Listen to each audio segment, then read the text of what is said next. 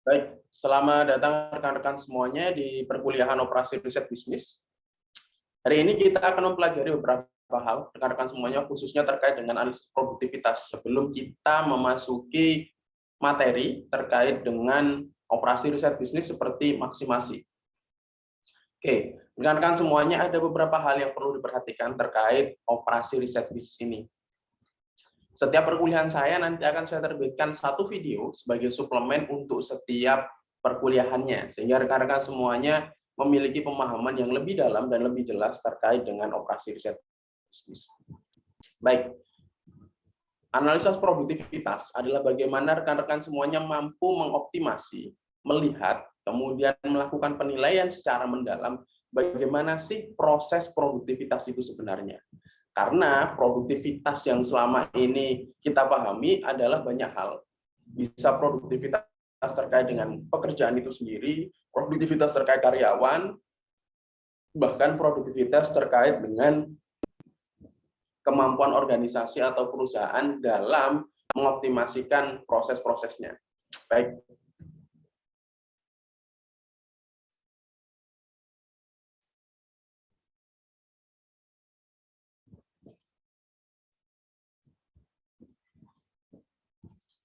Baik, rekan-rekan semuanya, ada beberapa hal yang bisa rekan-rekan semuanya pahami ketika memahami operasi riset bisnis, khususnya produktivitas. Produktivitas ini adalah kaitannya dengan output dan input yang rekan-rekan semuanya olah dalam proses bisnis, dalam aktivitas, atau dalam proses apapun. Oke. Ketika saudara memahami terkait dengan produktivitas, ada 3 faktor penting di sana. Oke, faktornya apa Pak yang mempengaruhi 3 faktor penting itu? Oke, yang pertama adalah waktu. Waktu dalam produktivitas akan dipisahkan menjadi 3 hal. Yang pertama adalah waktu yang ada di masa lalu, oke, waktu yang ada di saat ini, dan waktu yang ada di masa depan. Ini adalah 3 waktu yang dihitung dalam sebuah produktivitas. Yang kedua, produktivitas apapun itu, baik saudara menghitung produktivitas bisnis saudara, baik saudara menghitung produktivitas diri sendiri, maupun baik saudara menghitung atau melakukan engagement bisnis saudara, maka itu tidak serta-merta didefinisikan dengan semakin meningkatnya atau semakin naiknya hasil yang saudara berikan. Karena ketika kita melihat produktivitas, di sana ada berbagai macam faktor. Dari mulai efisiensi, kemudian penghematan biaya, dan juga efektivitas. Ini yang perlu rekan-rekan semuanya perhatikan. Karena ketika kita melihat produktivitas itu sendiri, secara umum, bentuk produktivitas itu ada 3. Ada efektivitas, ada efisiensi, dan improvement quality. Ini adalah 3 hal terkait produktivitas yang dapat saudara perhatikan dengan benar. Oke. Produktivitas ini rekan-rekan semuanya untuk perkuliahan kita hari ini, sebelum saudara menghitung produktivitas nantinya, pure produktivitas yang akan saudara berikan nantinya akan rekan-rekan semuanya pelajari pada pertemuan kedua pasca UTS. Di sana saudara akan benar-benar menghitung produktivitas dari keuangan perusahaan saudara sendiri. Sedangkan analisa produktivitas secara real akan saudara temukan pada pertemuan kita yang ke-6. Nanti saudara akan membaca sebuah laporan keuangan dan mulai melakukan engagement, mulai melihat operasi riset bisnisnya gimana sih yang bisa saudara lihat pada proses bisnis yang rekan-rekan semuanya bisa baca. Baik, rekan-rekan semuanya, ini adalah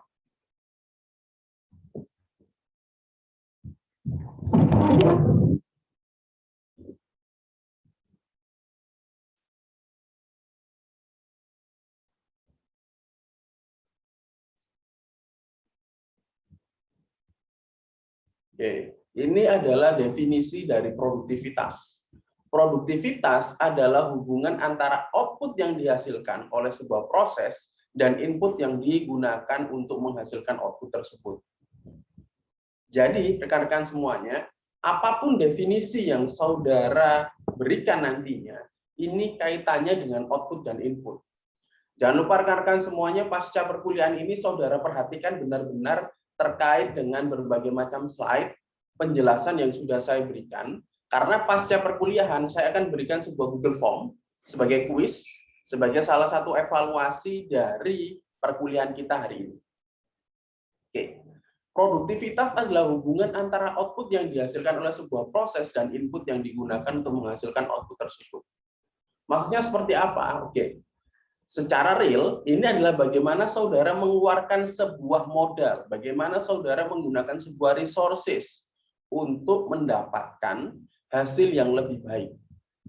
Dalam prosesnya yang perlu saudara garis bawahi adalah saudara harus melakukan mengestimasi apakah pendapatan atau target yang saudara dapatkan adalah setara dengan modal yang saudara keluarkan. Maksudnya seperti apa, Pak? Oke. Kenapa sih kita lihat aja fenomena Bitcoin misalnya.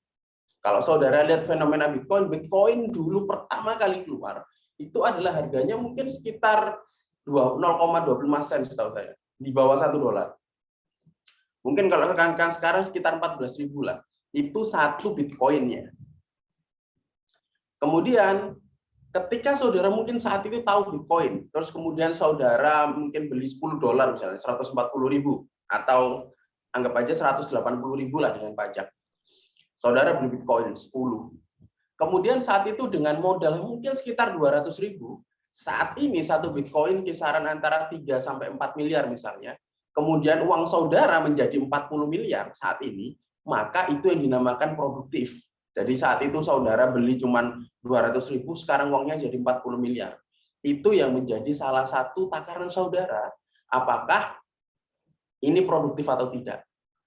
Oke, yang kedua, Pak, tapi kemudian kalau saya modalnya, anggap saja saya punya uang 10 juta, kemudian saya dapat 12 juta.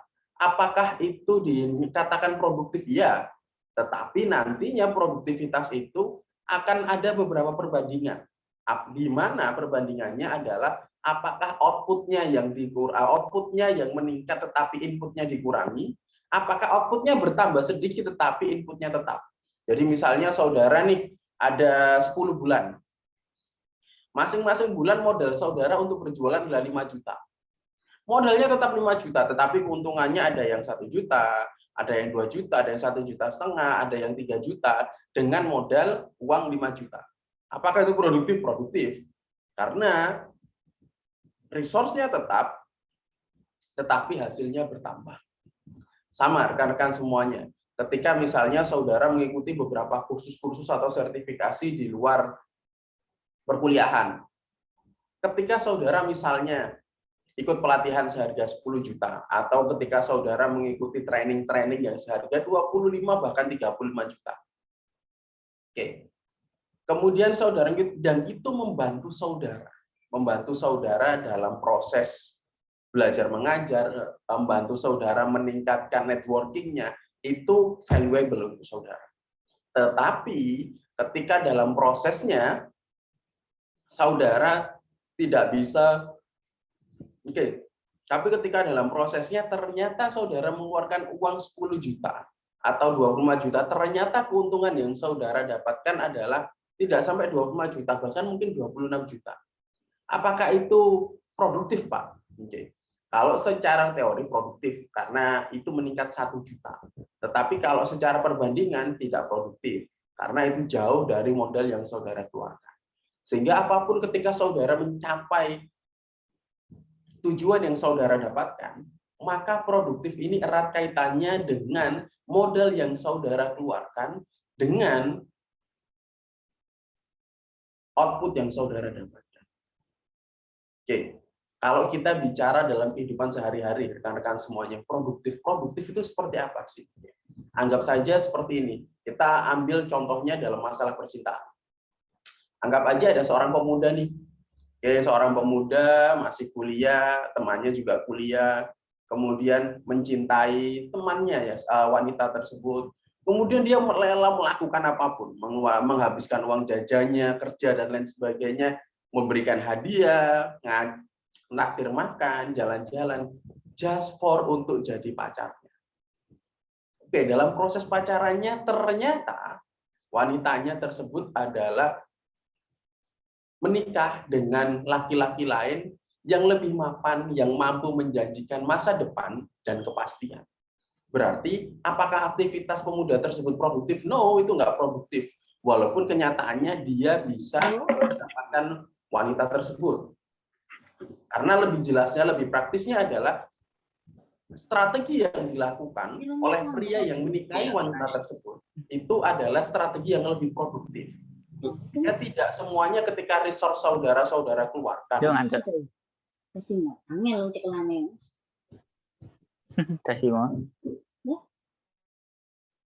Sehingga tidak semuanya ketika resource saudara-saudara keluarkan, kemudian saudara dapat project, tender, tujuan saudara, itu sudah saudara katakan produktif. Karena kita bisa melihat bahwa produktif itu ada dasarnya, ada perbandingannya.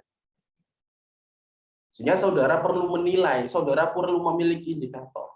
Apakah modal yang saudara keluarkan selama ini, dengan resource yang sudah saudara keluarkan selama ini, berbanding sama dengan target yang sudah saudara dapatkan. Misalnya nih sebuah mobil dengan harga 100 juta, saudara beli 150 juta, apakah itu produktif? Tidak. Apakah ketika mobil seharga 200 juta, saudara beli 150 juta, apakah itu produktif? Iya, itu produktif. Sehingga produktivitas ini adalah erat kaitannya ketika berapa sih jumlah yang saudara keluarkan dengan manfaat yang sudah saudara dapatkan. Sehingga nanti ukuran keberhasilan usaha saudara nantinya adalah bagaimana saudara mendefinisikan produktivitas ini dalam bisnis saudara nantinya. Dalam proses bisnisnya, dalam proses pembuatan website dan lain sebagainya. Inilah produktivitas. Pak, buku untuk mendukung saya memahami produktivitas apa? Oke, productivity yang saudara pelajari saat ini adalah rumus produktivitas terkait dengan employee atau produksi. Sehingga saudara bisa menggunakan apapun bukunya terkait dengan produktivitas, karena ini produktivitas yang universal. Kecuali nantinya ketika saudara mempelajari terkait dengan corporate productivity, nanti ada sumbernya sendiri.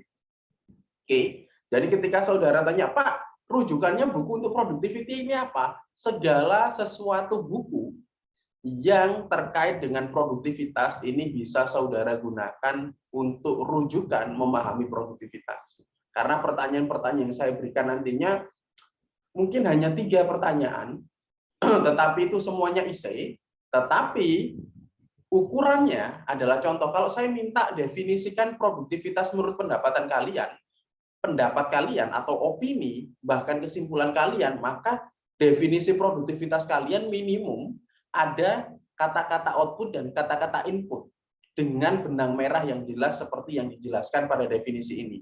Sehingga saudara bisa jelaskan pakai contoh dan lain sebagainya. Ini adalah salah satu definisi produktivitas.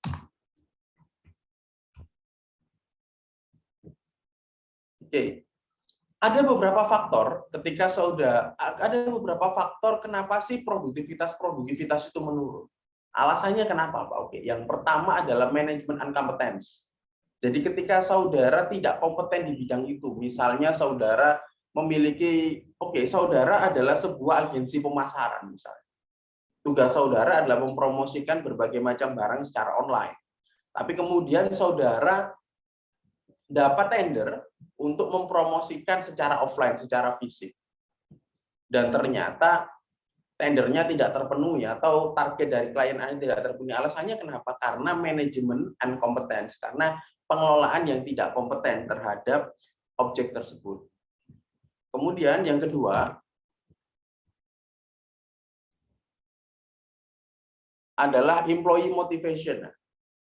Ketika saudara memahami employee motivation sendiri, employee motivation ini bukan hanya terkait dengan uang, tapi bukan terkait hanya saudara berapa materi yang saudara berikan kepada karyawan Anda, tidak seperti itu. Motivasi sendiri membutuhkan sebuah research. Ingat saudara-saudara semuanya, apapun itu yang sifatnya adalah dinamis dan fleksibel, tidak ada rumus mutlak di sana. Misalnya fenomena bisnis, tidak ada fenomena bisnis yang mengatakan ketika saudara modal 10 juta kemudian returnnya adalah sekitar pasti 50% atau 20%, nggak ada. Karena ketika saudara menghadapi sebuah fenomena yang fleksibel, yang dinamis, yang dia bisa berubah, maka tidak ada rumus mutlak di sana. Sama dengan employee motivation. Seni untuk memotivasi karyawan saudara, ini adalah seni untuk memahami keinginan mereka. Inilah tugas CEO nantinya. Jangan lupa rekan-rekan semuanya, pada pertemuan sebelumnya saya sudah menginformasikan bahwa untuk membentuk kelompok, maksimum 5 orang. Kenapa Pak 5 orang? Ada yang taruh Pak boleh 7 orang. Saya informasikan 5 orang. Kenapa 5 orang? Karena yang pertama adalah CEO, yang kedua 4 orang sisanya. Yang pertama bertanggung jawab untuk market, yang kedua bertanggung jawab untuk customer, yang ketiga bertanggung jawab untuk data analitik, kemudian yang ketiga ini untuk terkait dengan kompetitor, dan yang keempat adalah program pengelolaan data. Di sini CEO-nya adalah kemampuan saudara bagaimana saudara mengelola mereka. Kenapa saya sarankan yang menjadi CEO nantinya adalah bukan orang-orang yang benar-benar tidak tahu terkait bisnis, karena nantinya yang presentasi adalah CEO-nya. Sehingga ada proses employee motivation di sana. Kenapa sih ada bisnis yang benar-benar dikelola oleh kelompok itu dan individunya? Karena nantinya setiap CEO peran-peran nanti saudara akan benar-benar masuk dalam sebuah studi kasus bisnis. Saya kan pasti tanya pada setiap CEO-nya, kendala obstacle saudara ketika mengelola kelompok ini di mana? Kesulitannya di mana? Ketika saya tanyakan target saudara misalnya, target saudara adalah target saudara misalnya angkanya 2 juta. Kenapa kok belum sampai achieve 2 juta? Alasannya apa? Bagaimana saudara memotivasi karyawan saudara? Saya pasti akan tanya itu pada saudara-saudara semua. Kemudian, employee motivation ini yang perlu Anda tanyakan adalah yang benar-benar mereka inginkan itu apa. Bukan hanya sekedar uang ya, tapi fasilitas. Misalnya, kalian kerja kelompok. Oke, kerja kelompok ini yang pertama untuk memotivasi mereka seperti apa? Apakah rapatnya misalnya cari kafe yang harganya murah tetapi pemandangannya bagus? Contohnya di mana Pak? Misalnya ada di daerah Gunung Anyar kan banyak. Ataukah di beberapa lokasi-lokasi lain yang pemandangannya bagus tetapi harganya murah, misalnya di Trawas dan lain. Apakah rapatnya di sana? Kemudian akomodasinya saudara yang memfasilitasi itu dan lain sebagainya untuk memotivasi kelompok saudara atau seperti apa? Inilah yang rekan-rekan semuanya employee motivation. Jadi saya informasikan sekarang rekan-rekan semuanya yang menjadi CEO nantinya. Silahkan saudara mulai mempelajari bagaimana sih nantinya pengelolaan kelompoknya. Kalian akan ketemu di mana. Kemudian kalian akan mendiskusikannya seperti apa. Silahkan buat program mulai dari start. Silahkan programkan itu dari start. Dan untuk setiap CEO-nya, rekan-rekan semuanya, silahkan mulai membuat program kerja ya. Untuk setiap kelompoknya, CEO-nya. Silakan saudara membuat program kerja. Kalian akan terjun di bidang bisnis apa, kemudian di bidang apa, produknya apa, dan lain sebagainya. Silakan saudara buat rancangan bisnis secara sederhana. Komponennya banyak, ada komponen harga, ada komponen barang, kemudian jualnya seperti apa, dan lain sebagainya. Silakan saudara buat, itu tugas kelompoknya. Tapi untuk tugas individunya nanti ada sendiri ya rekan-rekan semua.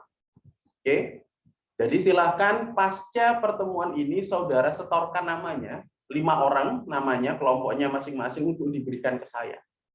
Oke, mungkin rekan-rekan semuanya bisa lihat kemarin, Pak, kok nilai UAS saya bagus sekali ya, sampai achieve, sampai nilainya maksimum seperti ini. Loh Pak, saya kan kok seperti ini saya ditopang dari mana nilainya? Nilai saudara adalah ditopang dari pertama, dari beberapa tugas-tugas yang saudara kerjakan. Yang kedua, revisi ketika beberapa tugas-tugas saudara kerjakan ulang di sana. Dan juga ada beberapa intervensi khusus saya terhadap beberapa siswa-siswa yang memang berkoordinasi langsung dengan saya terkait pengelolaan mahasiswa. Oke. Kemudian yang ketiga, operational delivery. Bagaimana sih cara mengoperasionalkannya? Oke, kalau kita bicara masalah bisnis, banyak hal ketika saudara melihat produktivitas sebuah bisnis, ini kaitannya dengan operational delivery. Barangnya bagus, kualitasnya bagus, harganya murah. Kenapa produktivitasnya menurun, misalnya penjualannya menurun, atau yang beli nggak seberapa? Customer awareness-nya menurun. Alasannya kenapa? Alasannya adalah karena bisa jadi yang terjadi adalah pengirimannya yang buruk, pengirimannya yang terlalu lama, operational delivery-nya, packing-nya yang jelek. Jadi operational delivery adalah bagaimana saudara mengantarkan proses jalur distribusinya dari mulai bahan baku itu ada, saudara beli dan saudara sampaikan kepada konsumen. Ini namanya operational delivery. Semakin bagus operational delivery saudara, maka semakin cepat proses pengiriman untuk proses pembuatan, proses penerimaan kepada customer itu lebih cepat. Ini yang dinamakan operational delivery. Operasi riset bisnis adalah bagaimana saudara melakukan riset penelitian dalam pengelolaan bisnisnya. Sehingga segala obstacle-obstacle-nya akan saudara bahas di sini. Cost, biaya. Oke. Kalau saudara bicara cost atau biaya, maka ketika saudara melakukan penilaian sebuah kesehatan sebuah perusahaan, biasanya tambah kurang adalah 20% dari modal yang saudara miliki. Jadi ketika misalnya nih, misalnya, kalau saudara memiliki uang 1 juta, kemudian dalam 1 tahun saudara sudah mulai berjualan dan lain sebagainya, ketika untungnya adalah tidak sampai 20% dari modal yang saudara keluarkan, itu otomatis bisnis Anda tidak sehat, tutup aja, nggak masalah. Ingat, 20%. Sama misalnya, ketika saudara mengeluarkan uang 5 juta misalnya, untuk biaya entertain, untuk biaya merawat dan lain sebagainya hubungan kalian dengan pasangan kalian misalnya.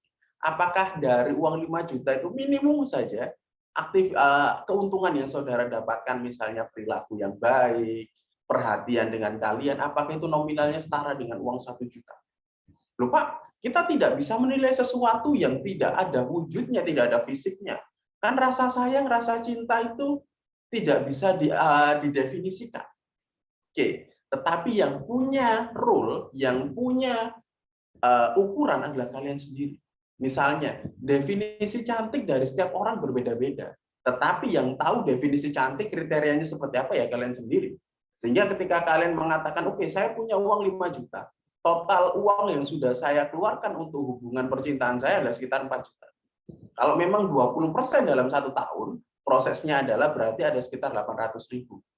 Apakah seluruh uang yang sudah saya keluarkan, keringat, value, kemudian waktu yang saudara curahkan untuk aktivitas tersebut, apakah 20% saya sudah menemui titik temunya 20%?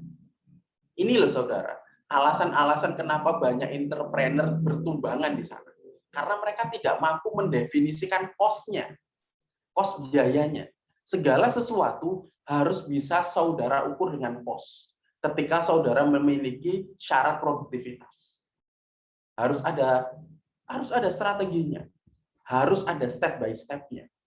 Inilah sebuah proses-proses yang mungkin membuat beberapa entrepreneur kita khususnya tumbang jatuh bangun lagi, banyak yang gagal, akhirnya memutuskan jadi pegawai karena jadi wirausahawan gagal. Alasannya kenapa? Karena kesalahan mereka dalam memperkirakan perencanaan keuangan dan biaya. Waktu yang saudara keluarkan itu biaya. Ketika saudara mengeluarkan banyak waktu dan return-nya tidak sesuai dengan ekspektasi saudara, antara realitas dengan ekspektasi tidak sesuai, ini berarti saudara sudah minus. Sehingga misalnya kalau kita bicara terkait dengan bisnis seperti itu, kemudian ketika kita bicara investasi misalnya, investasi saham, apakah return-nya sudah sampai 20% per tahun? Apakah malah berkurang? Sehingga ketika saudara membaca laporan keuangan, ya saudara sudah lihat apakah perkembangannya per tahun itu di rata-rata selama 10 tahun misalnya, apakah rata-rata sampai 20% atau tidak. Ini yang perlu saudara lihat di sana. Cost. Kesalahan ketika saudara mengestimasi biaya yang terlihat maupun tidak terlihat, yang tangible maupun intangible, ini yang menyebabkan kurangnya efektif strategi atau keputusan yang saudara ambil.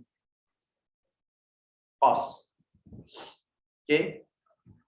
Orang-orang yang nganggur, orang-orang yang gagal, itu bukan karena mereka tidak punya pekerjaan orang nganggur. Orang nganggur itu memiliki pekerjaan, yaitu menghabiskan waktu untuk sesuatu yang nggak penting. Kalau mereka menghabiskan waktunya untuk sesuatu yang penting, otomatis itu efektif, mereka nggak nganggur.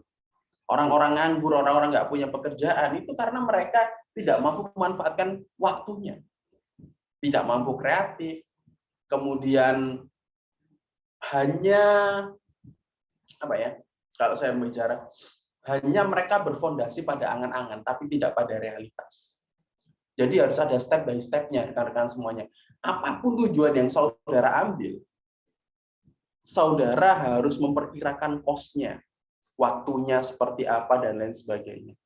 Banyak loh rekan-rekan semuanya hubungan percintaan 5-8 tahun, kemudian kandas.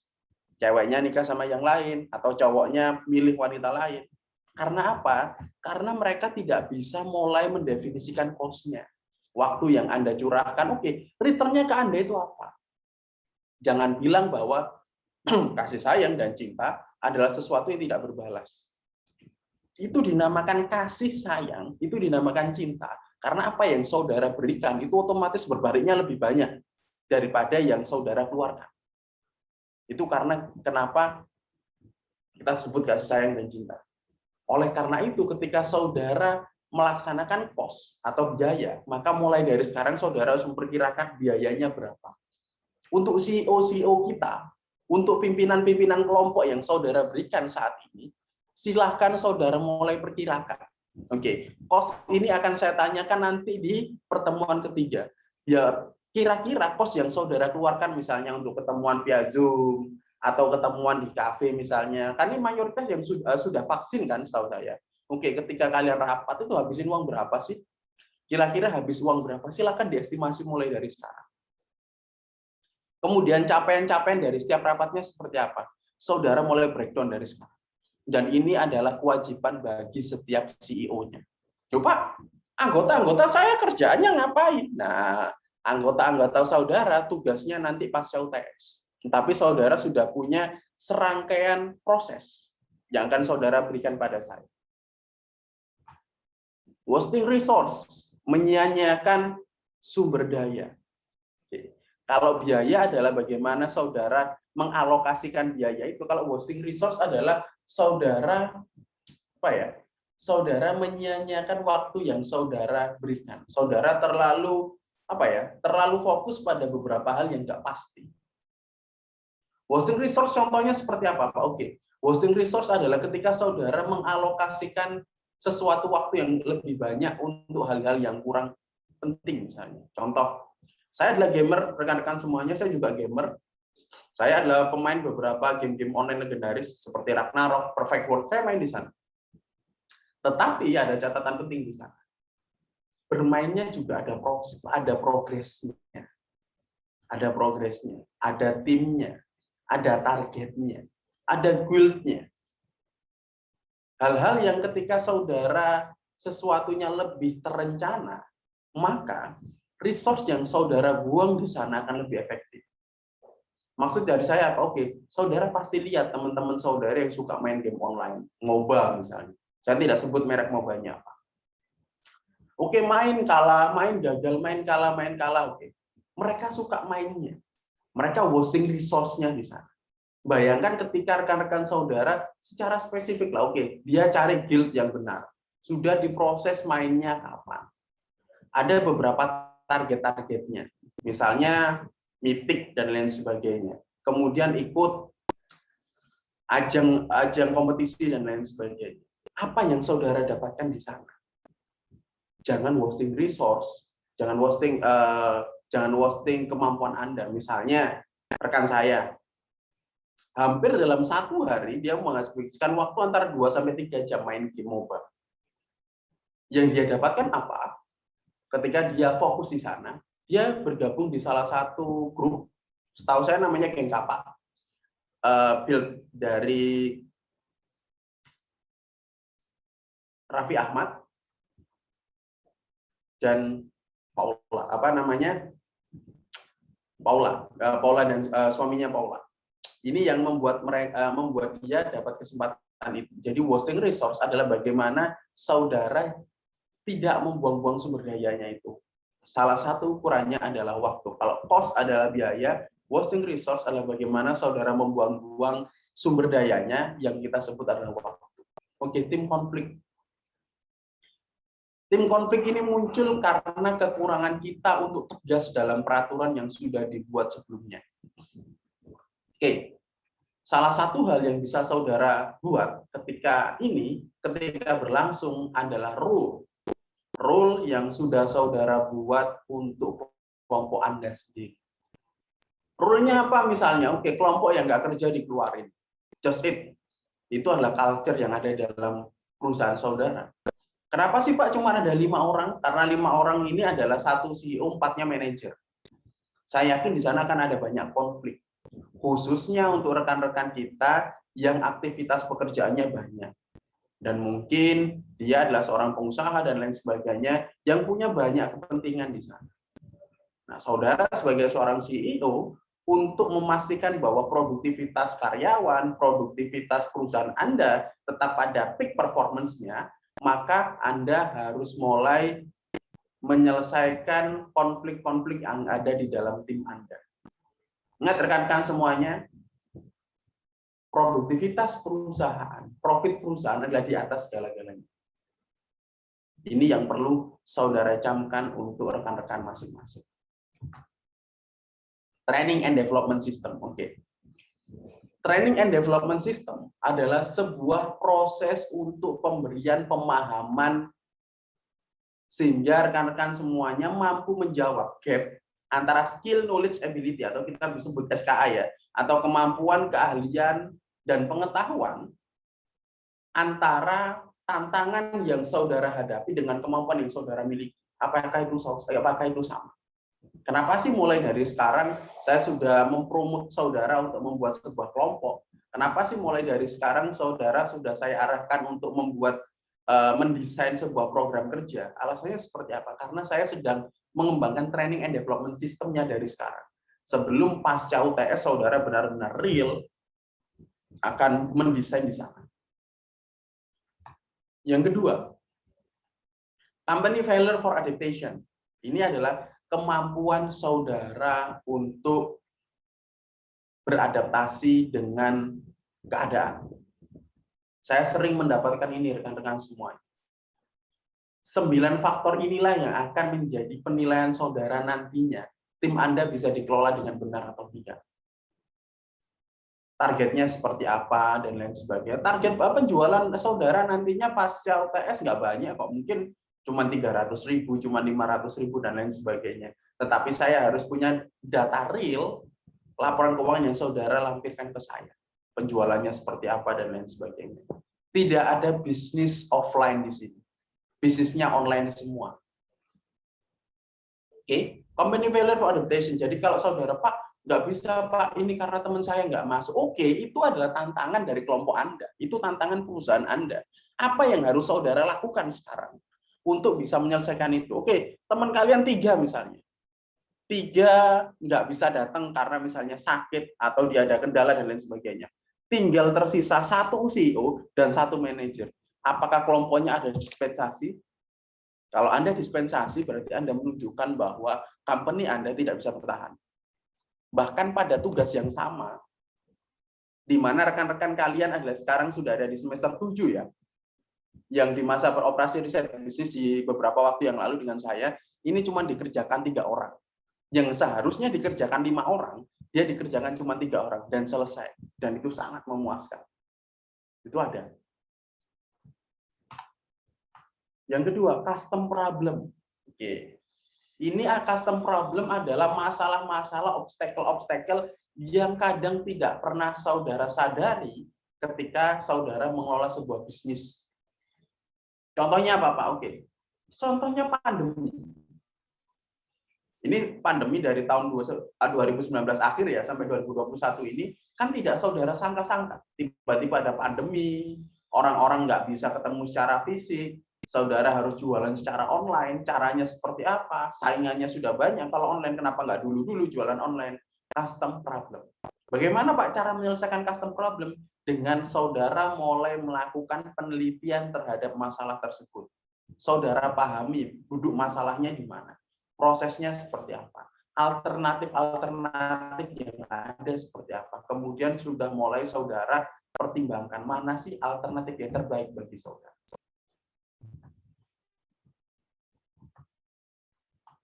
Oke, productivity critical factor. Efisiensi, efektivitas, quality. Oke. Ini adalah 3 faktor yang sangat penting atau kritis untuk memahami produktivitas yang sedang saudara lakukan. Loh, kenapa Pak kita katakan sangat kritikal? Karena 3 faktor ini yang menentukan apakah produktivitas saudara bisa mencapai peak performance atau tidak. Aktivitas saudara bisa aktif di sana atau tidak. Yang pertama langkahnya adalah efektif. Oke, langkahnya adalah efektif. Yang kedua adalah efisiensi. Yang ketiga adalah quality. Jadi ini 3 ya susunannya. Yang pertama effectivity, yang kedua efisiensi, kemudian yang ketiga quality. Loh Pak, kenapa seperti itu? Oke, kita ibaratkan ketika saudara sedang membuat sebuah buku misalnya. Buku ini, oke, harganya 150.000. Harganya 150.000. Ketika penjualannya saudara nggak ngasih label tuh. Oh, ada buku aja harga 150.000. Kemudian ketika orang membacanya, wah bukunya bagus banget nih. Ini paling harganya ini paling nggak 300 ya 500.000 buku ini. Kemudian ketika ditanyakan penjualnya, Pak ini harganya berapa? Harganya 150.000. Wah murah banget nih. Buku sebagus ini cuma 150.000. Itu yang dinamakan efektif. Jadi diterima pasar dulu, jelas-jelas berhasil, kemudian ekspektasi pasar, ekspektasi realitasnya itu lebih besar daripada target yang saudara targetkan. Jadi misalnya nih, kenapa sih oke, kita anggap aja beberapa lokasi-lokasi kuliner yang harganya cukup murah dan dapatnya banyak. Misalnya seperti apa? Oke, misalnya di beberapa all you can eat yang murah misalnya, di harga 99.000 misalnya 100.000, saudara bisa makan sepuasnya. Yang mayoritas harganya 130, 150, saudara bisa mengeluarkan just 100.000 untuk makan di sana. Itu kan cukup efektif. Nah, kemudian ketika saudara sudah memastikan produknya efektif, diterima di pasar, sudah benar-benar sukses, maka selanjutnya saudara bisa melakukan efisiensi. Saudara bisa melakukan penurunan biayanya. Mau diturunkan di mana? Mau diturunkan di misalnya di kualitas kertasnya, kualitas ukurannya, jadi bentuknya misalnya 10 kali 10 cm dijadikan 9 kali 9 cm. Atau seperti apa? Ini saudara sudah melakukan efisiensi. Sehingga misalnya harganya 150.000 itu biaya produksi 100.000 untung 50.000, saudara sudah efisiensi. Harganya mulai biayanya jadi 80.000, untungnya 70.000. Ini saudara terus efisiensikan. Kemudian quality-nya, baru saudara berkompromi dengan quality-nya.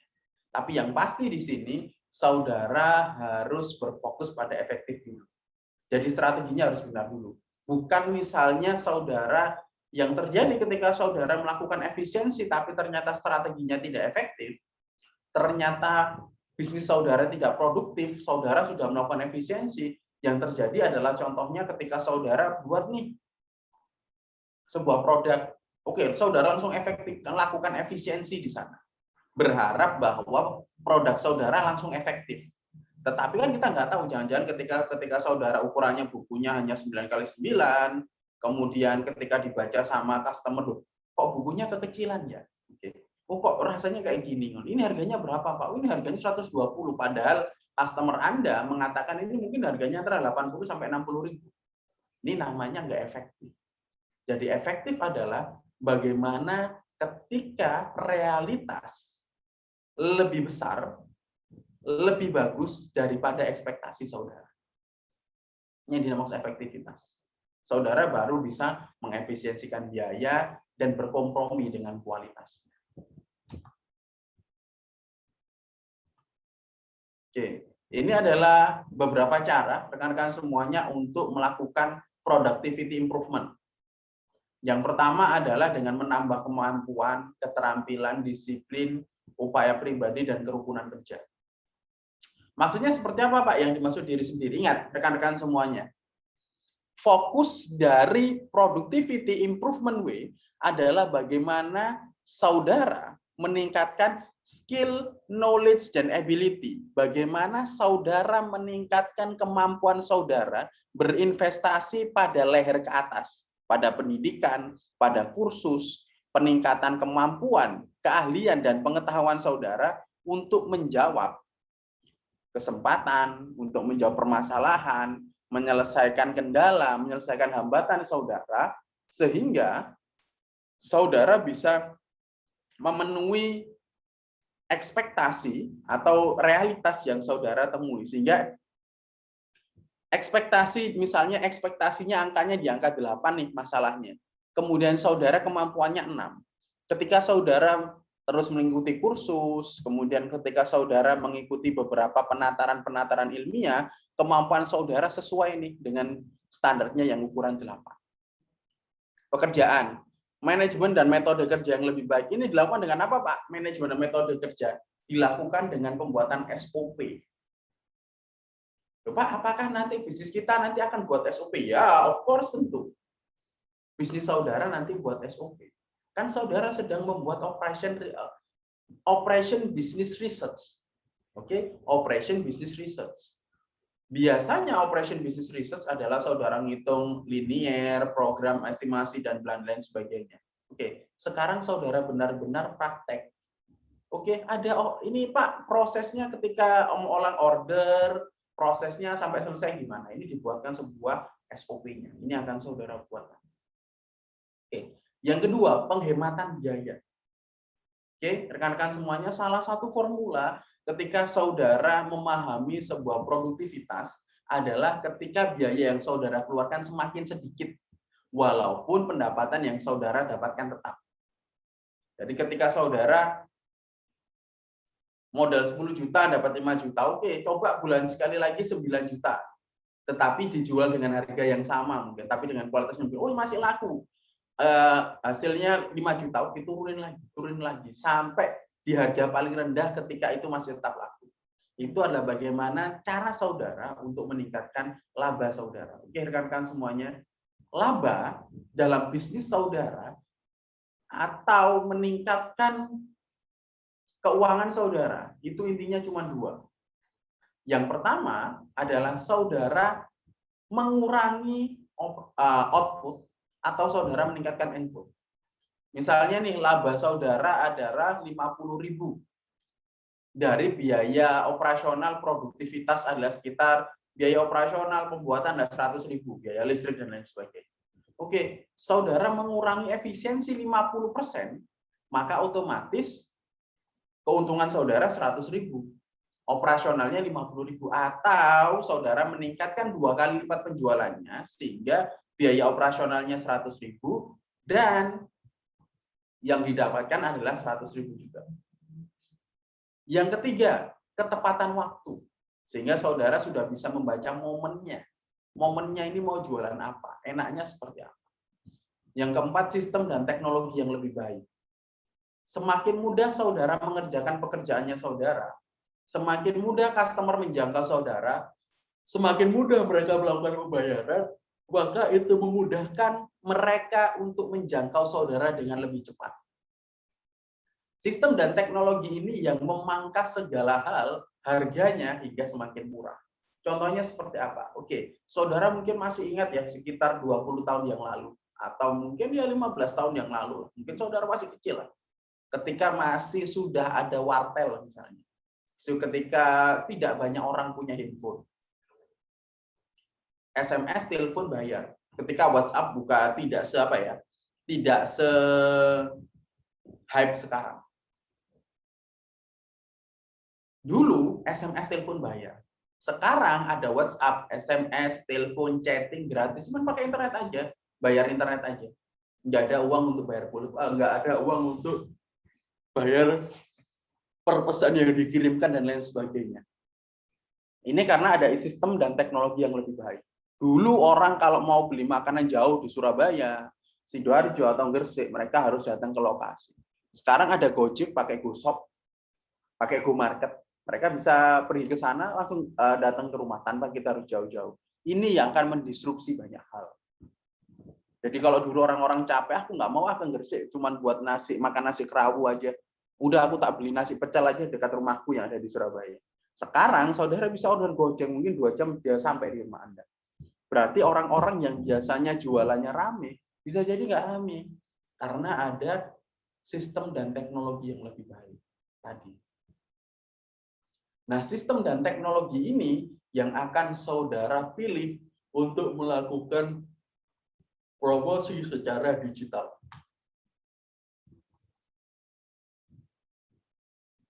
Oke, rekan-rekan semuanya, sekarang kita masuk pada improvement formula. Improvement formula itu seperti apa, Pak? Oke. Improvement formula itu seperti ini, rekan-rekan semuanya.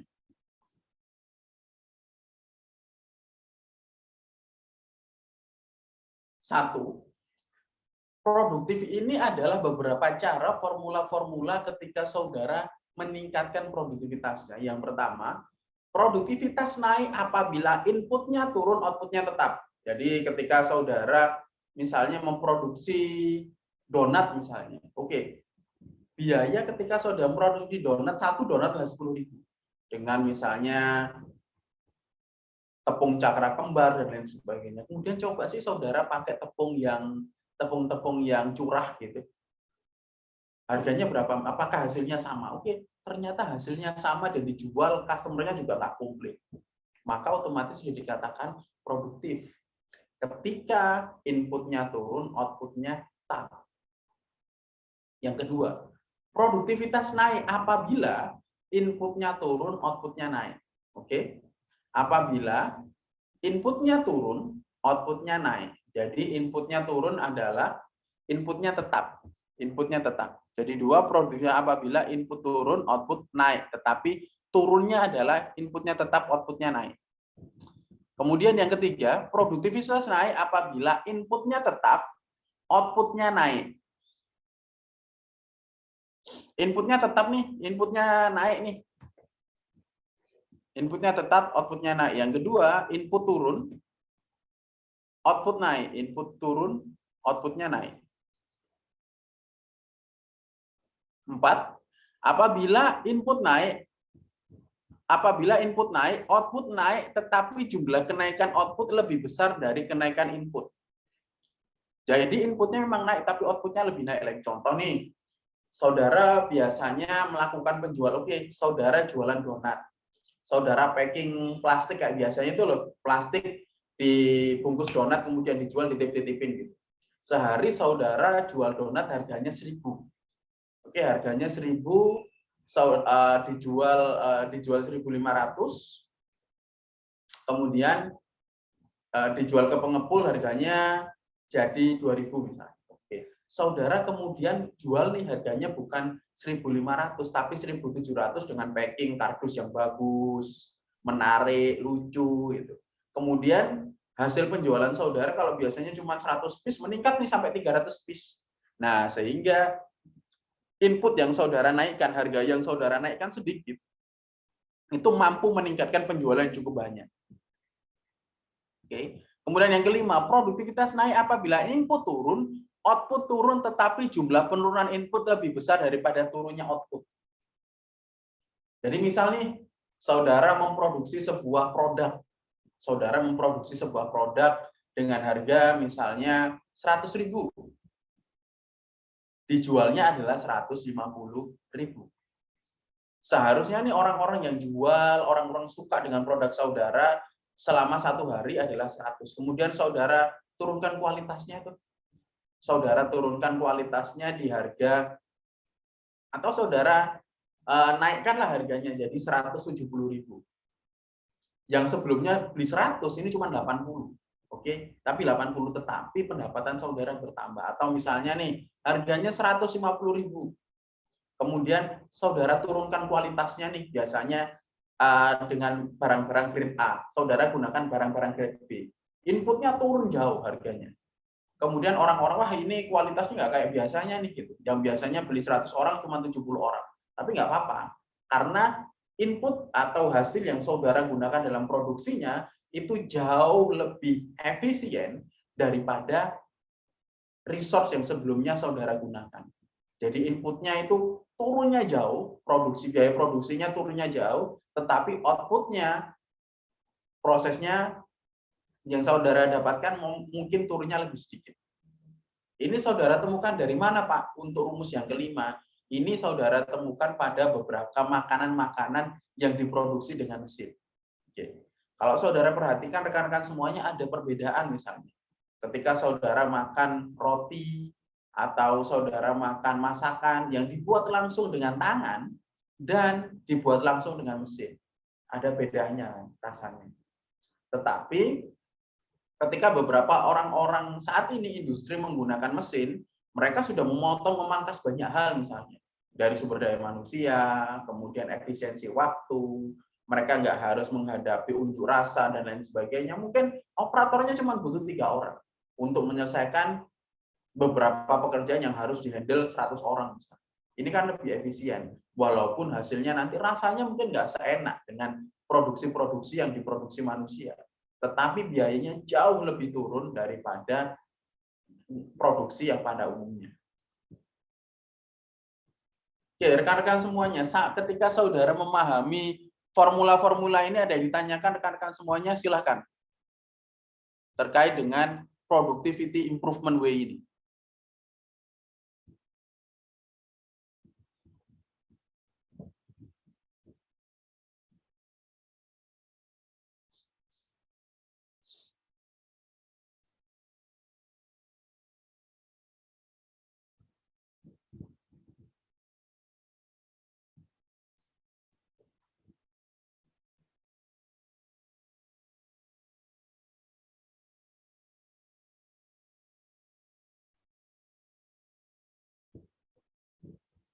Oke, saya jelaskan lagi ya rekan-rekan semuanya. 1, kalau saudara lihat pada gambar nomor 1, produktif dikatakan produktif ketika modal saudara turun, terus turun, tetapi outputnya terus naik.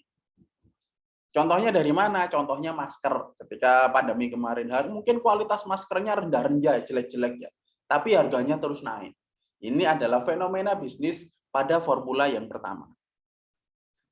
Atau yang kedua, harganya prosesnya tetap biasa tapi harganya tetap. Ini bisa harganya terus naik gitu. Ini contohnya dari apa nih? Ini contohnya adalah VGA card atau VGA yang katanya orang-orang bisa buat nambang Bitcoin. Produksinya harganya sama, tetapi karena yang butuhkan itu banyak, otomatis harganya terus naik. Tetapi biaya untuk memproduksi VGA card ya tetap sama dari tahun ke tahun. Tetapi karena peminatnya banyak, makanya harganya naik. Ini yang kedua. Yang ketiga, outputnya terus naik, inputnya naik tapi dikit. Ini contohnya seperti apa? Ini contohnya adalah ketika saudara mulai melakukan peningkatan kualitas produksi. Ini harganya naik dikit, tapi outputnya naik jauh lebih banyak. Kemudian outputnya tetap, tapi inputnya turun. Nah, ini dilihat dari apa? Dari beberapa makanan-makanan yang sudah hype misalnya. Saudara mungkin bisa merasakan ya ketika di beberapa makanan-makanan yang viral, ketika mereka sudah banyak sekali pelanggan, kadang-kadang mereka tidak memperhatikan kualitas.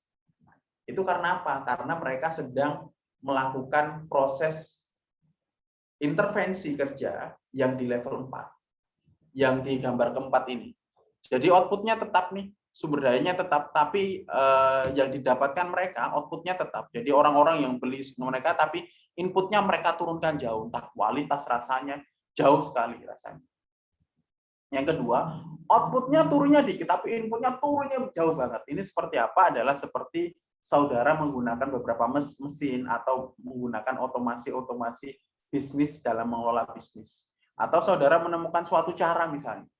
Ketika cara itu masih diterima oleh customer, tetapi cara itu jauh lebih hemat, jauh lebih efektif untuk saudara.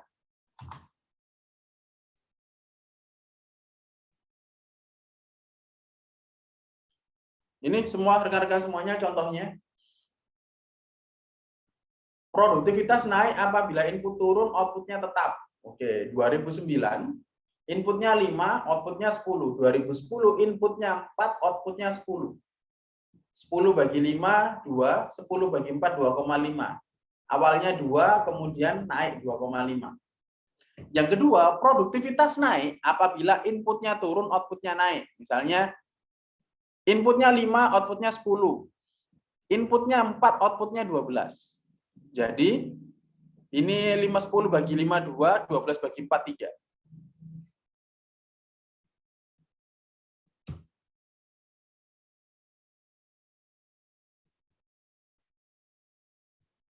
Tiga, produktivitas naik bila input tetap, output naik misalnya. Jadi inputnya 10, inputnya 5, outputnya 10. Inputnya 5, outputnya 15. Jadi harga biaya produktivitas produksinya tetap, tapi outputnya terus nambah. Oke, ini awalnya 2, kemudian naik 10 bagi 5, 2, 15 bagi 5, 3. Loh Pak, kenapa kok input jadi kayak gini? Oke. Ingat ya rekan-rekan semuanya, produktivitas adalah output dibagi input. Bukan input dibagi output, tapi output dibagi inputnya. Hasil yang saudara dapatkan dibagi resource yang sudah saudara keluarkan. Produktivitas naik apabila inputnya naik, outputnya naik, tetapi jumlah kenaikan output lebih besar daripada kenaikan input. Misalnya inputnya 5, outputnya 10. Inputnya 6, outputnya 15. Jadi 10 bagi 5 hasilnya adalah 2. 15 bagi 6 hasilnya adalah sekitar 2,5. Ini keterangannya adalah naik. Kemudian nomor 5, produktivitas naik apabila inputnya turun. Output turun tetapi jumlah penurunan input lebih besar daripada turunnya output. Jadi inputnya 5, outputnya 10, inputnya 3, outputnya 9. Jadi 10 bagi 5, 2, 9 bagi 3, 3. Awalnya 2, kemudian naik jadi 3. Ingat rekan-rekan semuanya terkait menghitung improvement formula harus ada dasarnya. Minimum 2 waktu yang berbeda, sehingga saudara bisa menentukan ini gerakannya naik atau turun. Kemudian, selanjutnya adalah program peningkatan produktivitas. 1, pengukuran dari sistem itu sendiri, mengevaluasi tingkat produktivitas, direncanakan meningkatkan produktivitas terus-menerus. Oke, tahap 1, ini adalah pengukuran produktivitas. Jadi saudara mengukur dulu produktivitasnya seperti apa. Yang kedua, tahap evaluasinya seperti apa. Jadi setelah direncanakan, dievaluasi, direncanakan kembali, ditingkatkan, kemudian diukur lagi. Oke.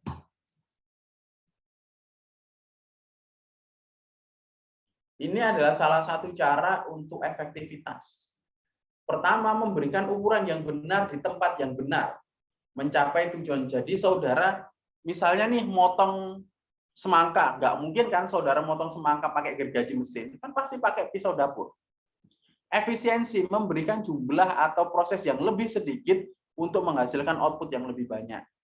Jadi saudara kalau misalnya sudah bisa nih motong, berarti kalau misalnya tiap motong 10 semangka nih saudara harus asal lagi. Nah, untuk lebih menghemat pisaunya berarti saudara misalnya bisa mulai motongnya itu bukan 10 tapi tiap 15 semangka saudara mulai asal lagi.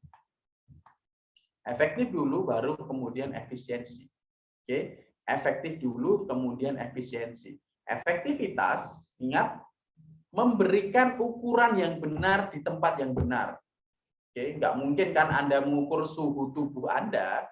Suhu tubuh Anda itu termometer tubuh untuk mengukur panasnya makanan, kan nggak mungkin. Ada termometernya sendiri. Efisiensi memberikan jumlah atau proses yang lebih sedikit untuk menghasilkan output yang lebih banyak. Sehingga saudara, fungsi dari efisiensi adalah memotong cost-nya. Oke, rekan-rekan semuanya bisa diperhatikan ini ya. Rekan-rekan semuanya silahkan perhatikan studi kasus ini. Silahkan saudara bisa screenshot, kemudian saudara bisa perhatikan di sini. Di sini silahkan saudara perhatikan baik-baik terkait dengan studi kasusnya, karena studi kasus ini akan saudara kerjakan. Secara apa, Pak? Secara individu tentunya. Ingat rekan-rekan semuanya, dan ini berbasiskan NIM saudara. Ingat rekan-rekan semuanya, ini berbasiskan NIM saudara. Nanti NIM-nya diganti di mana, Pak? Nah, ini saudara perhatikan baik-baik caranya. Ini adalah bagaimana saudara mengelola produktivitas kerja yang kaitannya dengan waktu, sumber kerja, dan output-nya. Satuan dalam rumus adalah, pertama, produktivitas, satuannya adalah persen. Output, satuannya adalah unit. Standard time, satuannya adalah menit. Jumlah tenaga kerja, satuannya adalah orang. Waktu kerja, satuannya adalah menit. Ingat rekan-rekan semuanya, di sini ada standard time, standar waktunya, jumlah tenaga kerja, waktu kerja, dan outputnya. Perhatikan baik-baik. Contohnya, ini ya. Jadi output dikali standard time dibagi jumlah kerja kali waktu kerja dikali 100. Perhatikan baik-baik. Perusahaan A, silakan ya, ketika saya menjelaskan, silakan saudara screenshot. Ingat, rekan-rekan semuanya, jangan bilang, Pak, saya nggak bisa ngerjakan, Bapak belum upload video lah, saya jelasin kalian ngapain aja. Oke, silakan saudara screenshot rumus maupun studi kasus yang saya jelaskan. Oke, saya jelaskan sekali lagi, silakan saudara screenshot studi kasus yang saya jelaskan karena ini erat kaitannya dengan tugas saudara secara individu nantinya. Kaitannya dengan NIM, angkanya dengan NIM saudara. Perusahaan A memiliki satu jalur produksi yang memproduksi handphone dengan standar time yang sudah diperhitungkan oleh produk designer, yaitu membutuhkan 10 menit untuk menyelesaikan satu unit handphone. Jadi standar time untuk produksi satu unit handphone adalah 10 menit. Dalam memproduksi, perusahaan A menggunakan 23 orang pekerja. Oke, 23 orang pekerja. Waktu kerja yang ditentukan oleh pemerintah adalah 420 menit. Loh, kenapa Pak 420 menit? Oke, di sini rekan-rekan semuanya adalah standarnya 7 jam. Loh Pak, standar kerja kita kan 8 jam. Iya, kan kerjanya 8 jam, tapi kan potong istirahat 1 jam. Jadinya kan cuma 7 jam. Jadi 420 menit ini adalah 60 menit dikali 7 atau 7 jam kerja. Jadi hasilnya adalah 420 menit. Jumlah unit yang diproduksi di hari yang bersangkutan adalah 1000 unit. Oke. Jumlah unit yang diproduksi di hari yang bersangkutan adalah 1000 unit. Hitunglah berapa produktivitas dari lini tersebut. Oke. Produktivitasnya adalah output dikali standard time dibagi jumlah kerja dikali waktu kerja dikali 100. Oke. Di sini dalam satu hari yang diproduksi adalah 1000 unit, sehingga ini adalah 1000 unit dikali standar time-nya. Standar time-nya berapa? Ketika saudara memproduksi satu handphone, ini membutuhkan waktu 10 menit.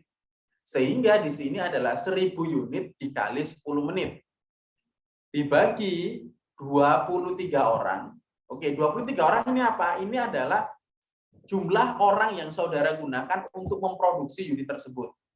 Dikali apa? Dikali jumlah jamnya, jumlah jam yang dikerjakan oleh orang tersebut. Sehingga 23 orang kali 420 menit dikali 100. Produktivitasnya sama dengan 10.000. 23 kali 420 ada 9.660. Sehingga 10.000 dibagi 9.660. Ya, oke, kita hitung bersama-sama ya.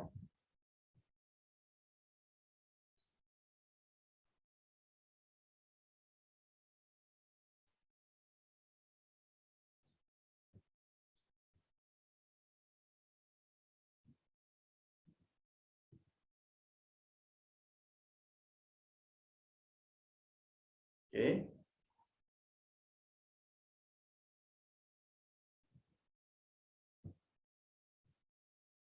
10.000 dibagi 9.660 hasilnya adalah 1,0351969 ini dikali 100. Hasilnya adalah 103,52 ini ditambah persen.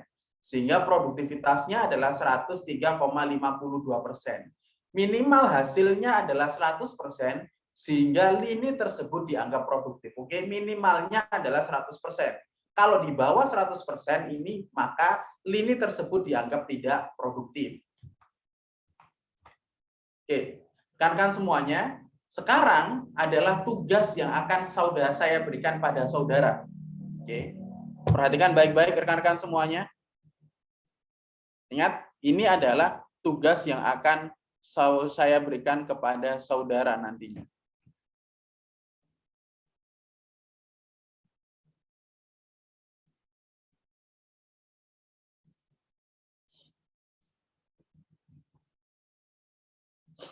Ini silahkan yang pertama, nama, NIM saudara, dan kelas.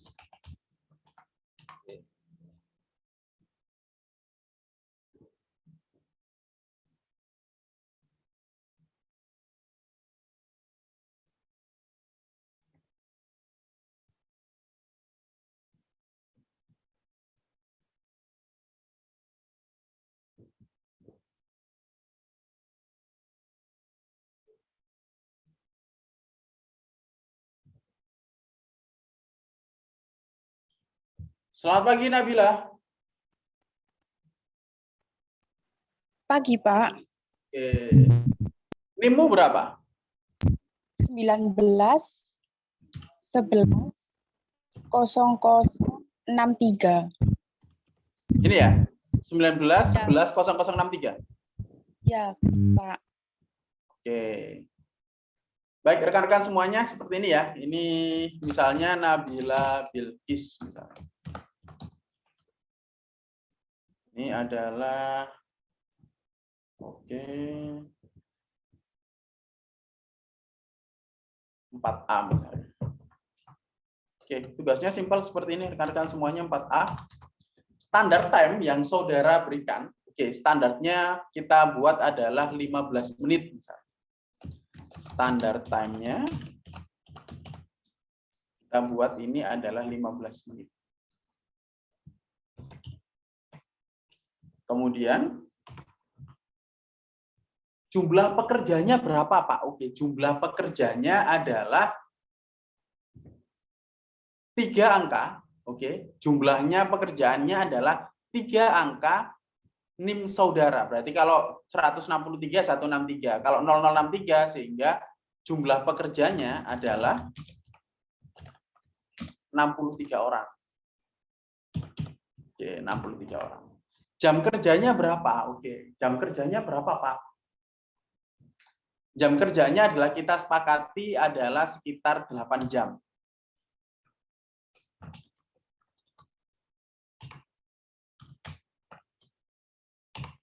Ingat rekan-rekan semuanya, jika pekerjaan saudara adalah 7 jam kerja, sehingga 60 menit dikali 7, 420 menit.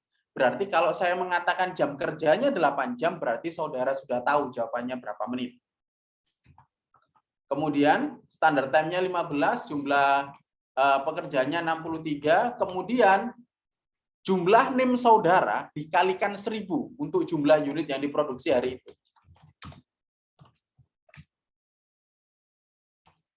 Misalnya 63, berarti ini adalah 63.000.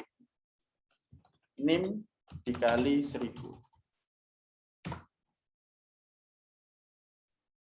Oke ya, rekan-rekan semuanya, inilah tugas saudara. Jadi misalnya nih, saya kasih contoh ya pekerjaannya. Misalnya nih, kita kasih contohnya punyanya Nabila. Jam kerjanya adalah sekitar 5 jam. Oke, kita anggap ini adalah 5 jam. Kemudian standar time-nya adalah bukan 15 menit, atau anggap saja standar time-nya adalah 8 menit. Kemudian jumlah pekerjanya adalah, misalnya ini adalah bisnis 63, kemudian ini adalah bukan 63.000, misalnya 630 barang misalnya. Maka rekan-rekan semuanya bisa lihat di sini.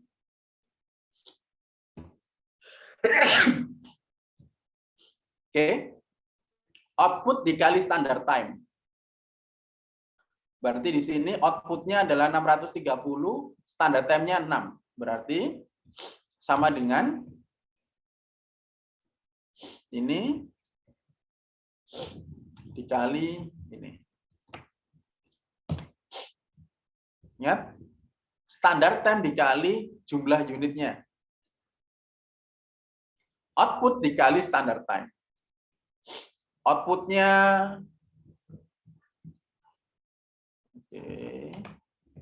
outputnya 630 dikali standard time-nya 8. Hasilnya adalah 5040. Kemudian saudara bisa lihat ini. Jumlah kerja dikali waktu kerja. Oke. Jumlah kerjanya adalah 63. Waktu kerjanya 5 jam. 5 jam ini berarti 60 kali 5, ini berarti 420. 60 kali 5 adalah 300 misalnya. Ini berarti 300 menit ya. Berarti kalau 5040 berarti di sini adalah jumlah kerja dikali 300. Berarti sama dengan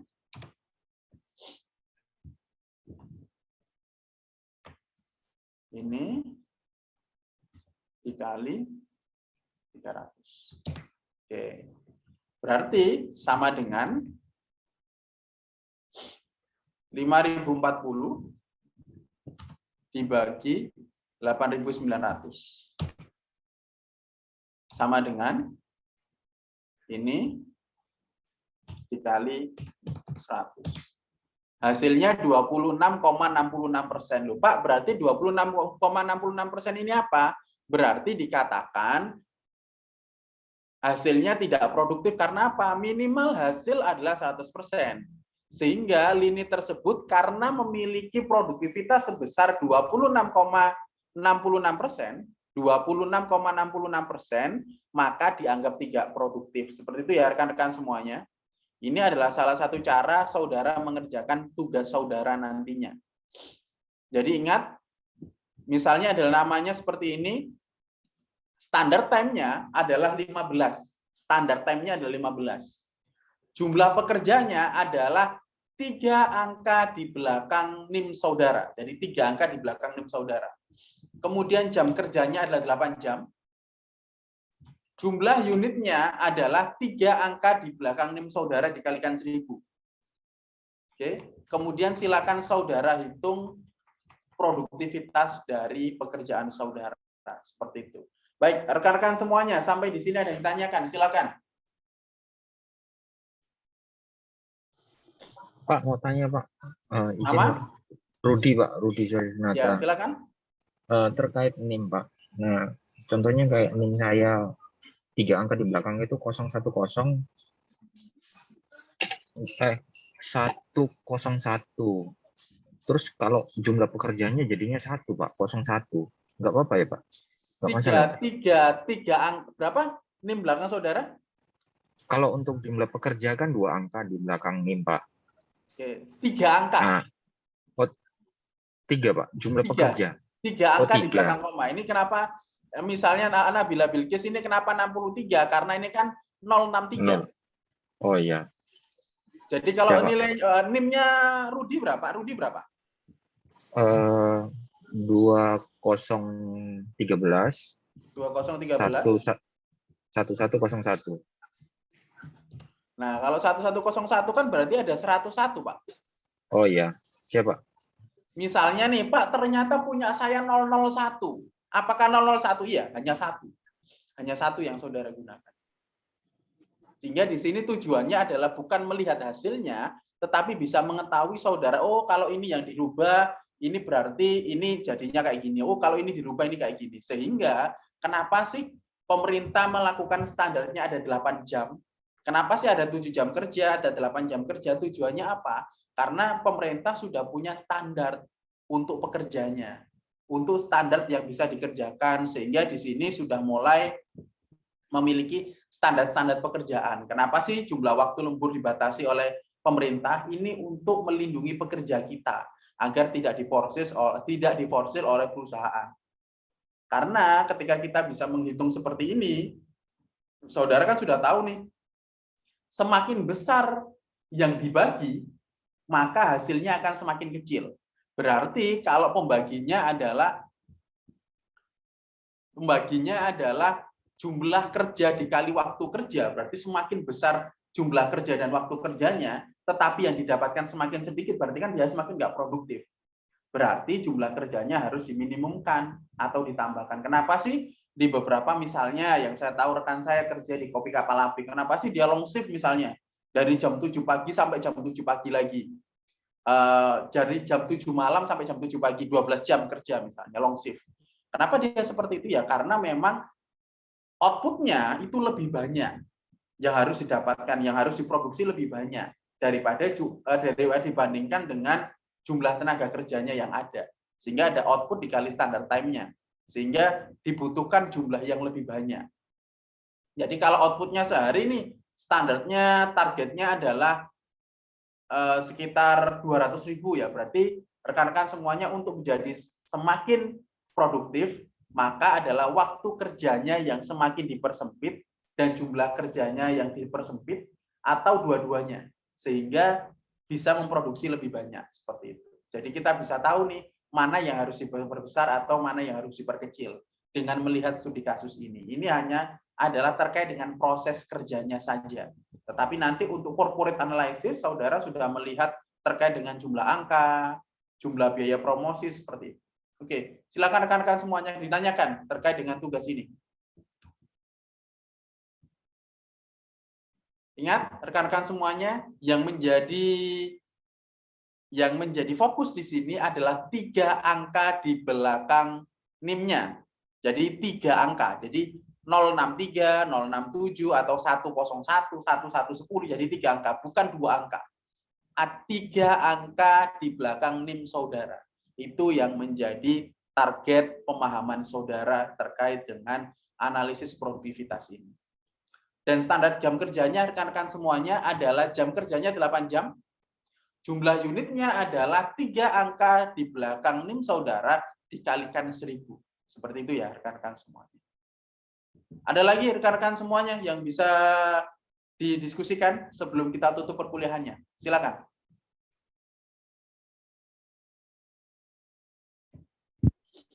Itu tugasnya dikumpulkan hari apa? Terus di email kah atau? Oke, tugasnya di emailkan ya rekan-rekan semuanya. Oke, emailnya di sini sama.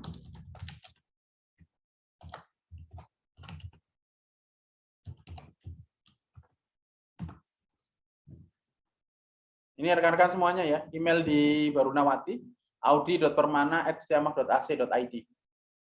Ini email untuk rekan-rekan semuanya, kemudian dikerjakannya maksimal hari berapa Pak? 3 hari setelah ini. Jadi kan cuma sedikit aja kan?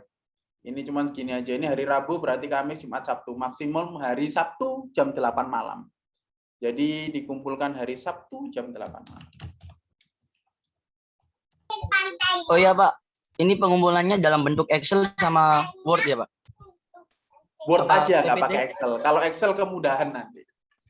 Ya nggak Word apa-apa sih aja. kerjanya pakai Excel, tapi saudara ada keterangannya dengan menggunakan Word. Jadi pakai menggunakan Microsoft Word. Jadi tugasnya dikumpulkan dengan Microsoft Word, rekan-rekan semuanya. Gunakan Microsoft Word, dikirimkan ke email saya maksimum jam 8 malam di hari Sabtu. Ini kan kayak gini aja. Ini saudara setelah ini, saudara olah lagi datanya, kemudian saudara analisis, ini paling butuh waktu 10 menit sudah selesai. Kemudian langsung saudara kirimkan ke email saya, seperti itu. Baik, Pak, selain untuk itu, Pak, ya. mohon maaf, untuk jam kerja sama standar time itu kita ngarang sendiri apa dari Pak Audi? Enggak ngarang sendiri, nggak ngarang sendiri. Dapat Standar soal dari Pak time-nya Audi ya? 15, jam kerjanya 8 jam. Oh gitu. Standar time-nya 15, jam Ya. kerjanya 8 jam. Oh. Oke Pak, oke Pak. Yang dirubah cuman jumlah pekerja sama NIM-nya aja. Ini sesuai NIM kalian. Jumlah pekerja sama jumlah unit ini sesuai NIM. Tetapi standar time-nya adalah 15, jam kerjanya 8 jam. Ini standar dari saya. Oh, oke Pak, siap. Oke, rekan-rekan semuanya, jangan lupa setelah ini akan ada sebuah Google Form yang akan saya berikan pada rekan-rekan semuanya. Google Form IC, silahkan saya berikan waktu sampai nanti malam, sampai jam 12 malam. Ini adalah terkait jawaban IC, bagaimana pemahaman saudara terkait dengan produktivitas, kemudian bagaimana ada 5 formula di sana, bagaimana saudara mendeskripsikan formula itu. Kemudian yang ketiga, improvement way. Oke, jelaskan bagaimana contoh saudara memahami improvement way-nya. Maksudnya contohnya secara real di bisnis seperti apa. Yang bisa saudara pahami nantinya ada 3 soal. Akan saya berikan Google Form, silakan saudara isi. Jawabannya isi, tetapi satu rekan-rekan semuanya gunakan bahasa saudara sendiri, bukan bahasa teori yang sudah saya berikan. Asal ada beberapa unsur-unsurnya, yaitu ada unsur input, ada unsur output, misalnya ada efektivitas. Efektivitas itu apa sih? Menggunakan alat sesuai dengan ukurannya. Nah, ini bisa saudara gunakan bahasanya sendiri. Menggunakan alat sesuai dengan yang diukur dan lain sebagainya. Efisiensi, menghemat pengeluaran biaya. Intinya adalah ada penghematan biaya di sana. Kemudian menggunakan formulanya ada 5, jelaskan satu persatu. Nanti ada gambarnya kok. Saya lampirkan di sana, bisa saudara jelaskan. Kemudian yang ketiga, tugas saudara, silahkan saudara kumpulkan. Silahkan saudara kumpulkan 5 nama kelompok yang akan digunakan pasca UTS. Kemudian silahkan saudara berikan siapa ketua kelompoknya yang akan jadi CEO-nya. Karena di sana nantinya nilai saudara operasi riset bisnis ditentukan oleh bagaimana CEO-nya mulai berargumen di depan saya. Jadi nantinya pada pertemuan ke-6 atau ke-7 pasca UTS mungkin tidak ada perkuliahan ya. Yang ada adalah bagaimana saudara menjelaskan ke saya proses bisnis saudara seperti apa. Seperti itu rekan-rekan semuanya. Dan silakan saudara bisa pilih mau bisnis di bidang apa, gambarannya seperti apa. Pak, apa bidang bisnisnya boleh berubah? Boleh. Selama belum launching. Jadi standar perubahan bisnis adalah nanti pada pertemuan pertama. Pertemuan pertama pasca UTS. Setelah saya memberikan perkuliahan, nanti saudara ada gambaran mau jualan apa. Silakan konfirmasi ke saya. Waktunya terakhir untuk pilih mengubah bisnis di sana. Nggak bisa serta-merta pertengahan, Pak saya mau ubah bisnis, nggak bisa. Karena ada waktu, ada proses yang saudara lakukan untuk menyelesaikan bisnis itu. Baik, rekan-rekan semuanya silahkan. Ada 3 soal yang saudara kerjakan. Yang satu adalah soal IC seperti ini, di mana standar time-nya 15, jam kerjanya 8 jam, jumlah kerja sesuai 3 NIM di belakang nama Anda, jumlah unitnya 3 NIM tadi dikali 1000. Kemudian ada soal yang saya berikan setelah ini, dan yang ketiga silahkan berikan nama kelompok saudara kepada saya. Seperti itu. Baik, rekan-rekan semuanya, selamat siang. Jika tidak ada yang ditanyakan lagi, perkuliahan ini akan saya tutup. Silakan rekan-rekan semuanya jika ada yang ingin ditanyakan. Per kelompok berapa orang ya, Pak? 5 orang.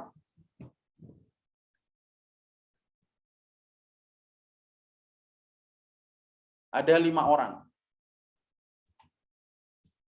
Ada lagi yang mau ditanyakan selain 5 orang, Pak? Kok saya tinggal 4, saya tinggal 3. Nanti silakan koordinasi ke saya. Jadi per orang 5 orang. Nanti 5 orang itu dari apa saja, Pak? 5 orang itu adalah pertama, yang saudara jadi CEO. Kemudian bagian pertama adalah bagian marketing. Yang kedua adalah bagian data. Yang ketiga adalah bagian customer. Jadi yang ketiga bisa kompetitor. Yang keempat nanti bagian customer analytic. Jadi saudara masing-masing kelompoknya akan bertanggung jawab pada satu tugas. CEO-nya tugasnya ngapain Pak? Melakukan kalibrasi. Dari data-data tersebut saudara akan menyimpulkan apa, itu tugas saudara nantinya. Dan akan berpresentasi di depan saya juga. Pak, mohon izin Pak mau tanya. Tadi yang bagian-bagiannya itu boleh disebutkan lagi Pak? Oke. Yang pertama CEO. CEO itu ketua kelompok. Tugasnya dia adalah melakukan kalibrasi. Jadi kalibrasi sudah mulai bagian tanya, bantu. Ini CEO-ku ini kurangnya apa? Prosesnya seperti apa yang bisa dianalisiskan? Kesulitan kelompok kalian di mana? Yang bagian koordinasi ke saya siapa? CEO kalian. Jadi masalah dari manajer-manajer kalian, ada manajer market, ada manajer customer, ada manajer data, ada manajer kompetitor.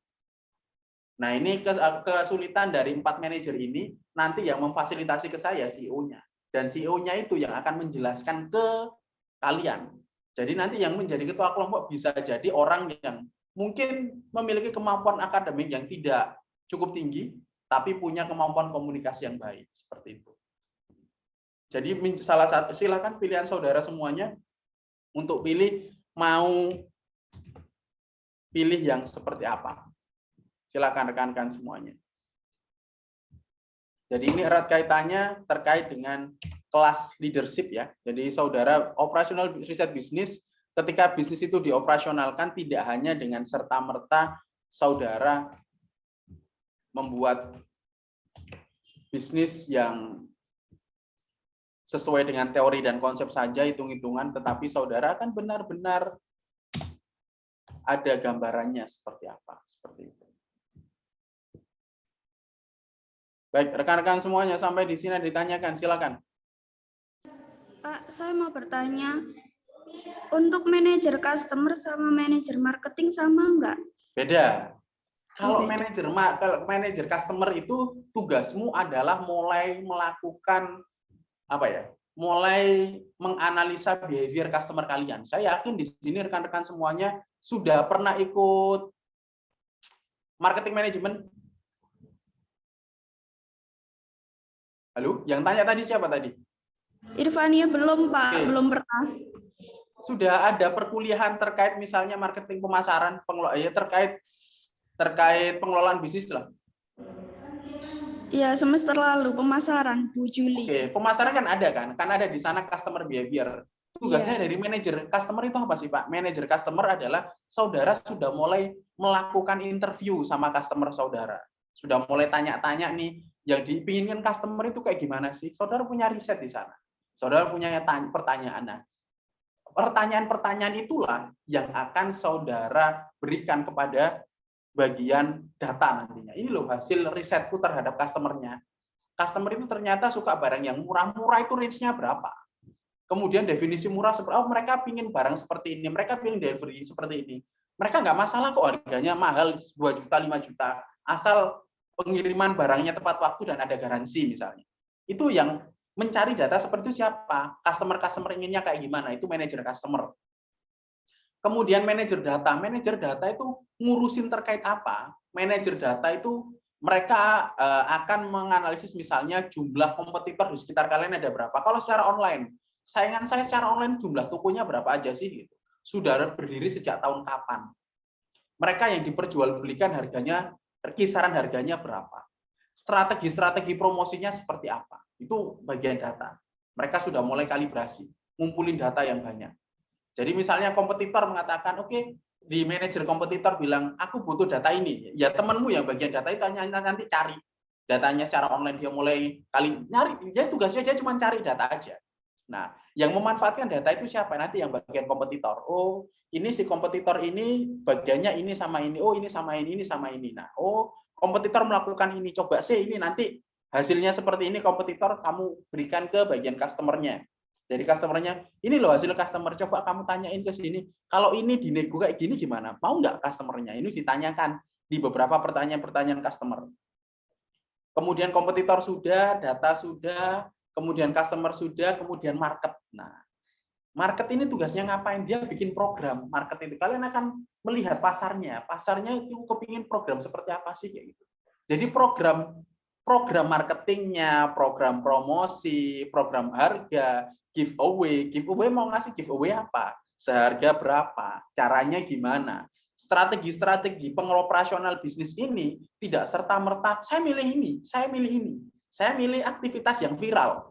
Bukan nggak semata-mata viral, harus ada alasannya dong, harus ada risetnya dong.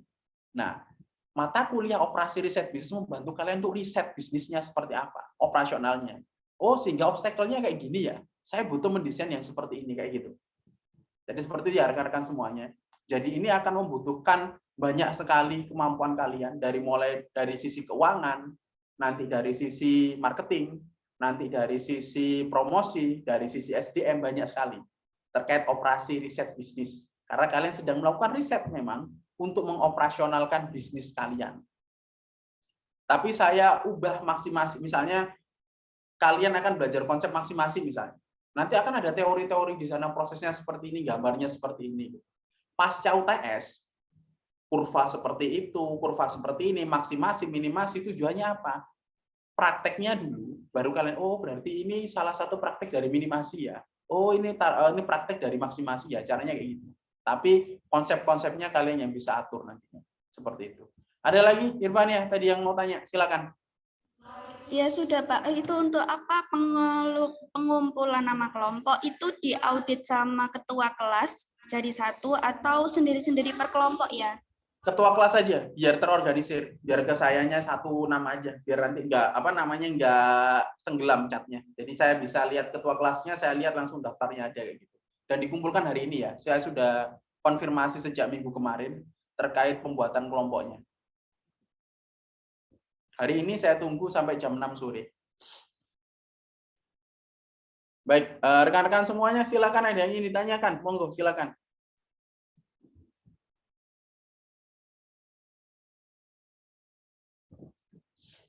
Baik, rekan-rekan semuanya terima kasih sudah hadir di perkuliahan Operasi Riset Bisnis. Saya harap rekan-rekan semuanya sudah mau ada gambaran mau jualan apa, mau proses seperti apa, kemudian modelnya seperti apa, sehingga ada gambaran yang lebih jelas prosesnya seperti apa.